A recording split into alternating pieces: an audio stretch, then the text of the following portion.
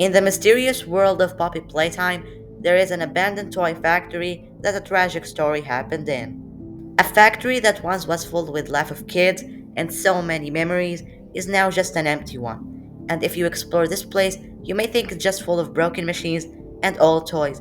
But in reality, the story is far more complex than what you may think. Poppy is a kind toy, but she hides so many secrets about her plan to end the prototype and maybe take over the Playtime Co. factory. But she is a very small toy that doesn't have the ability to do so, and she would be extremely easy to take down. So, to make her plan work, she made a team that helps her to accomplish that. Just like how we saw in Chapter 3 with Kissy, Ollie, and even you, the player.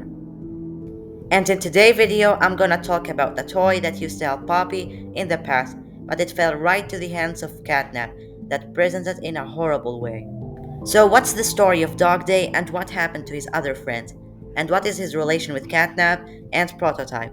All of that I'm gonna talk about in today's video. But before we start, please subscribe, leave a like, comment, and without further delay, let's start. To fully understand the story behind Dogday, we first need to go back in time to the day of the horrible disaster, the day that Prototype executed his plan to kill all of the employees in the factory and take over it completely.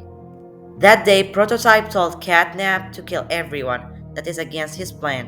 One of the toys that rejected to help Experiment 1006 and planned to end him was Poppy, that to this day we don't know her real motives behind her rebellion ways. Poppy herself made a team to confront Prototype and Catnap, and she succeeded to do so, where she basically recruited Kissy Missy to help her out in things such as getting to some places. Not only her, but I personally believe that all the smiling critters used to help her with the plan against Catnap and Prototype, and Dogday voice lines are a good proof for this. Take a listen. You're Poppy's angel. Come to save us. Nothing left to save. Not here. Nor at Catnap's home, Angel. Their home. A myriad pairs of eyes are on you now.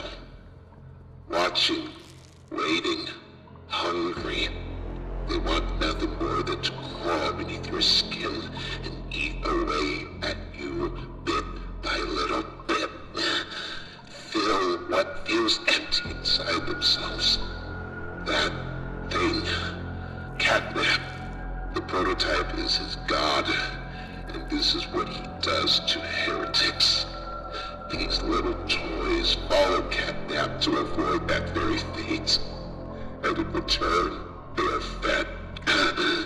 We try to fight it, the Prototype's control. I am the last of the smiling critters. Listen to me. You need to get out of this place. You need to live. You and Poppy could fix this. End this madness. The torment. Oh no. Oh no. Leave me. Please. Just go. Run.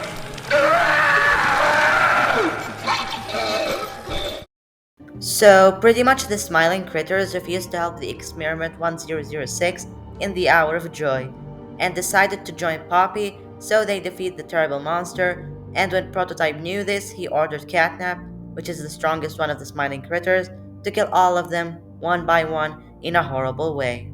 For example, if you listen to Kick and Chicken cutout voice lines, you can know that he was extremely scared, almost like someone was after him, to kill him, and after a short while, he starts screaming in a disturbing way, after Catnap catched him, where basically Kick and Chicken says he never been outside before and asks you to come with him.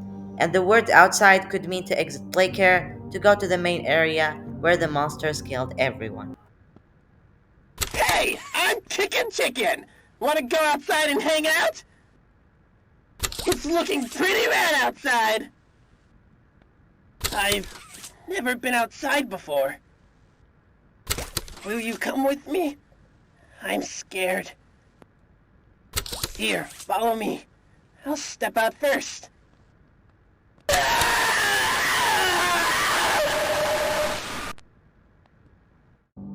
As for Dogday, his fate was a lot more terrible than the others, where he fell into the fist of catnap that locked him in a dungeon like area in Playhouse. So he tortured him, which could maybe make him join their side, and turn into a bloodthirsty monster that obeyed the orders of the prototype. But the real question is, how do catnap turn the toys into evil monsters?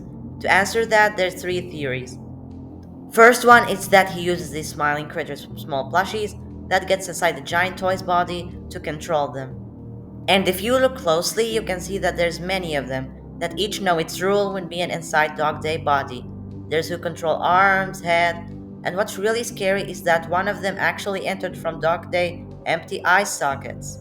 And when he starts chasing you, you can notice that the way he moves doesn't look like he's being controlled, where he basically is a complete monster. And the way the plushies controlled him is actually kinda similar to how the scientists used to put the body of the kids in the giant toys to start possessing them. Anyway, the second theory is far more terrifying, where basically the plushies ate all of the Dog Day insides and replaced them with their own body. And the proof for that is what Dog Day says before he transformed.